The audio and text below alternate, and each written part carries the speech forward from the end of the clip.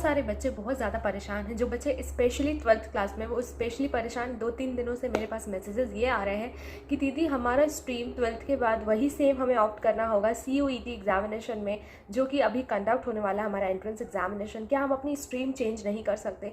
For example यहाँ पे अगर मैं साइंस स्टूडेंट हूँ तो क्या मैं आर्ट्स एग्जामिनेशन नहीं दे सकती? फिर मैं आर्ट्स से रिलेटेड अपना करियर नहीं बना सकती? क्योंकि ये बहुत सारे न्यूज़ आर्टिकल्स में और कुछ न्यूज़ चैनल्स में कुछ जगह पे इंटरव्यू देखने के बाद या फिर यूट्यूब पे वीडियो देखने के बाद हम लोग बहुत परेशान हो गए। आप इस बात को क्लियर आउट कर दीजिए। यहाँ पे मैंने आप लोगों को लास्ट यूट्यूब चैनल की जो लाइव सेशन कंडक्ट किया था कल भी, और आप लोगों को टेलीग्राम पे आप लोगों को न्यूज़ का एक लिंक भी शेयर किया था जहाँ पे क्लियरली बोला गया है और मैंने भी बताया हुआ है। यहाँ पे मैं एक एग्जांपल लेना चाहती हूँ, फिर आप लोग ये चीज़ को समझ जाओगे।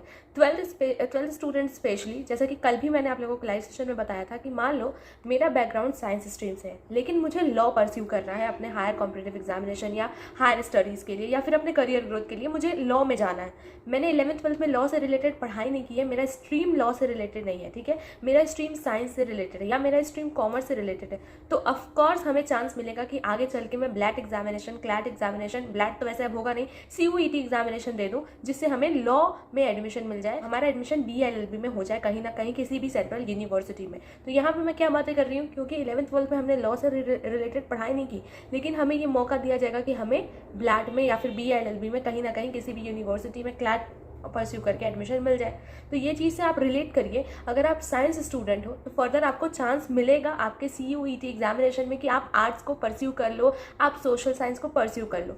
फॉर एग्जाम्पल एक और लेते हैं, हम 11th-12th में हमने कॉमर्स पढ़ा है, तो हमें ये चांस मिलना चाहिए कि आगे चल के हम आर्ट्स या सोशल साइंस परस्यू कर सकें, है ना। अगर हम कॉमर्स बैकग्राउंड से हैं तो आगे चल के हम BBA कर सकें। आई थिंक अब आपको ये चीज़ें क्लियर आउट हो गई हैं। अगर हम साइंस स्टूडेंट है तो आगे चल के हमें आर्ट्स और सोशल साइंस का ऑप्शन मिलेगा, क्योंकि ऐसा नहीं है कि जो बच्चे 12th में और 11th-12th में जो सब्जेक्ट्स पढ़े हैं वही आगे लेके चले गए। बहुत ही कह सकते हैं कि जब आपके पहले ऐसा होता था कि हमारी फैमिली से प्रेशर होता था, हमें मन करता था, हमारा इंटरेस्ट होता था कि हमें अपना वही स्ट्रीम आगे लेके जाना होता था, क्योंकि ऑप्शंस नहीं थे। लेकिन नेशनल एजुकेशन पॉलिसी में ये चीज़ मेंशन की गई है कि हमारे पास बहुत सारे कोर्सेज, बहुत सारे स्ट्रीम्स का ऑप्शन रहेगा।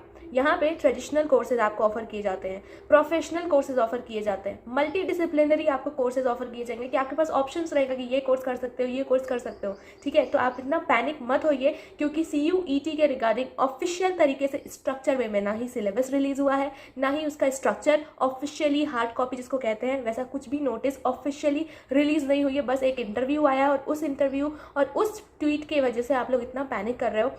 अभी ये सारी चीज़ें ऑफिशियली डिफरेंट यूनिवर्सिटीज़ रिलीज़ करेंगी। CUET का जो सिलेबस होगा वो आपको बताया जाएगा, उसका पैटर्न क्या होगा ये भी आपको अप्रैल 1st वीक तक बताया जाएगा। साथ ही साथ आपके डोमेन से रिलेटेड कौन कौन से 6 सब्जेक्ट होने वाले हैं वो भी बताए जाएंगे कि जिसको आप परस्यू कर सकते हो। तो जो बच्चे 11th-12th में साइंस लिए हैं वो आगे चल के आर्ट्स और सोशल साइंस या फर्दर कोई और आपको कोर्स नज़र आता है, प्रोफेशनल कोर्सेज नज़र आते हैं, टूरिज्म हो गया, ब्लैट हो गया, लॉ हो गया, बहुत सारे ऐसे कोर्सेज होंगे जो हमें पता नहीं होते, वो कोर्सेज भी होते हैं जिसको हम आगे ले सकते हैं। अगर हमारा बैकग्राउंड कुछ और होता है हम आगे कुछ और सब्जेक्ट भी ले सकते हैं, फॉरेन लैंग्वेज से रिलेटेड भी सब्जेक्ट्स ले सकते हैं। तो ऐसा कुछ भी नहीं है कि आपको बोला जाएगा कि इसी सब्जेक्ट्स के साथ आपको अपना फर्दर अपना हायर कॉम्पिटिटिव एग्जामिनेशन या हायर स्टडीज़ करनी है।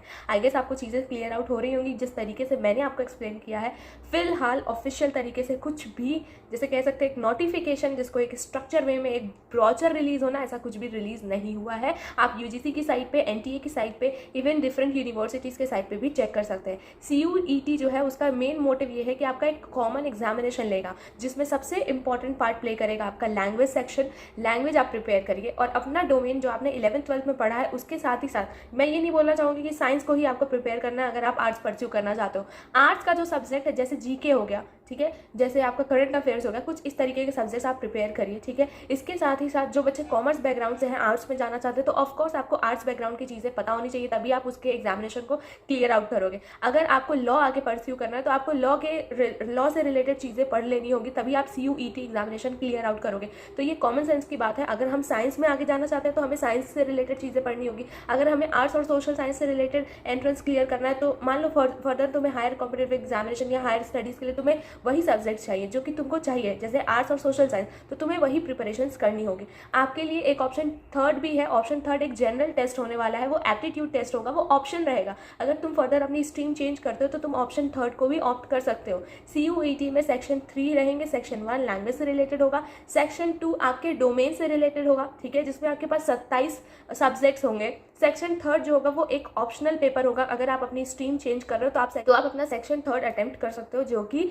डिफरेंट सब्जेक्ट से रिलेटेड एक जनरल टेस्ट होगा, एप्टीट्यूड बेस्ड टेस्ट होगा, GK, current affairs, numerical ability, reasoning से रिलेटेड सेक्शन थर्ड होगा। तो मैं यही कहना चाहती हूँ, आप प्रिपरेशंस कर रहे हैं तो अपने कोर्स के साथ साथ, अपना जो कोर्स आपने सोचा हुआ है उस कोर्स के साथ साथ लैंग्वेज पे ध्यान दीजिएगा, और साथ ही साथ अगर आपका मन है तो मैथ्स रीजनिंग को भी साथ साथ प्रैक्टिस करते रहिएगा। और वेट करिए, पैनिक मत करिए जब तक ये चीज़ ऑफिशियली स्ट्रक्चर्ड वे में, एक ब्रोचर के टाइप में, एक नोटिफिकेशन के टाइप में, एक PDF के टाइप में रिलीज नहीं हो जाती। और ये सारी चीज़ें अप्रैल 1 वीक तक रिलीज होने के चांसेस हैं, जैसा कि UGC के जो हेड हैं, उन्होंने, चेयरमैन है, उन्होंने अपने न्यूज़ इंटरव्यू में ऐसा मेंशन किया है। तो आप लोग प्लीज़ वेट करिए। और उस न्यूज़, एक अभी रिसेंटली आप लोगों को मैंने टेलीग्राम पे एक लिंक शेयर की थी, उस इंटरव्यू में एक लड़की ने सवाल पूछा था कि मैं साइंस बैकग्राउंड से हूँ और मुझे आर्ट्स बैकग्राउंड को परस्यू करना है अपने हायर पढ़ाई के लिए, हायर स्टडीज़ के लिए, तो क्या मैं ये कर सकती हूँ? तो उन्होंने इस चीज़ का, जो चेयरमैन ऑफ UGC है, उन्होंने इस चीज़ का इंकरेज किया उसको, कि बोला कि वाह तुम अच्छी बात है कि आप ये चीज़ करना चाहते हैं। अगर आपने वो इंटरव्यू देखा है तो आप उस इंटरव्यू को पूरी तरीके से